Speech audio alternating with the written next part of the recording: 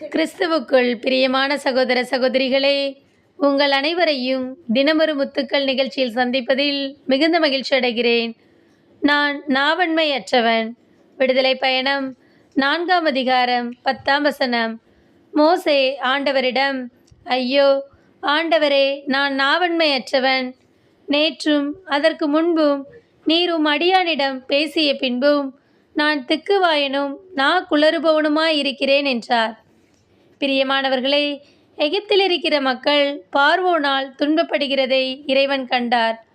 எகிப்திலிருந்து அவர்களை நடத்தி வருவதற்கு ஒரு தலைமை தேவைப்பட்டது.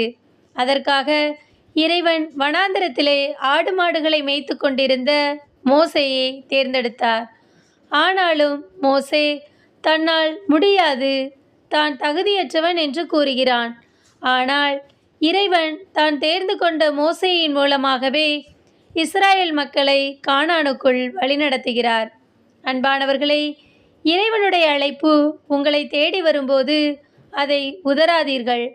பயனற்ற நம்மை பயனுள்ள பாத்திரமாக மாற்றி பயன்படுத்துவார்.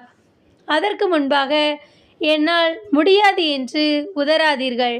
இதோ ஆண்டவரின் அடிமை என்று மரியாளை போன்று நம்மை அர்ப்பணிப்போம்.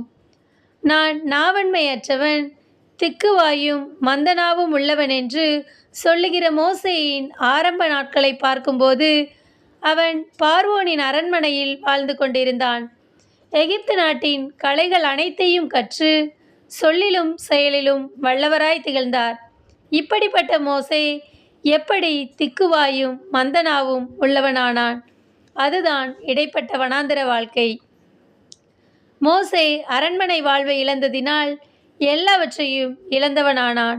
அன்பானவர்களே, நாமும் இறைவனுடன் உள்ள உறவை இழக்கும்போது பலனற்றவர்களாக மாறிவிடுவோம்.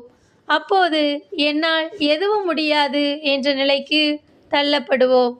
என்னால் முடியாது என்று கூறிய மோசேதான் இஸ்ராயேல் மக்களை பார்வோனிடமிருந்து விடுவித்து கானான் நோக்கி வழிநடத்துகிறார். வழியில் வந்த செங்கடல் போன்ற தடைகளை எல்லாம் தகர்த்தெறிகிறார். நாமும் மோசேயை போன்று இறைவனுடன் உள்ள உறவை பலப்படுத்துவோம். அன்பு இறைவா, நாங்கள் எங்கள் உலக பிரகாரமான வாழ்வை நோக்கியே ஓடாமல் உம்மோடு உள்ள உறவில் ஒவ்வொரு நாளும் வளர எங்களை தகுதியுள்ள பாத்திரமாய் மாற்றும் இறைவா. ஆமேன்.